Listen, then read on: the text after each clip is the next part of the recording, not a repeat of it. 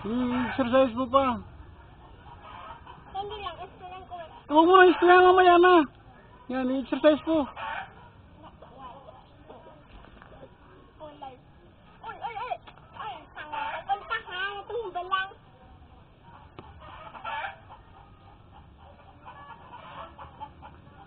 Yan, sige. Tama lang. Dahil pagod ka sa... Hindi pa, wala pa nga oh. Ipaganong-ganon mo. Ha? Paganong-ganon. Yan, ganyan. Tandaan lang. Huwag mabilis. Hindi ka madalang sa ah. Kailan ang laban? Kasi nga. Sa Pasko? Sige, ilaban natin sa Pasko yan. Ikaw magbitaw ha? Ganyan ah.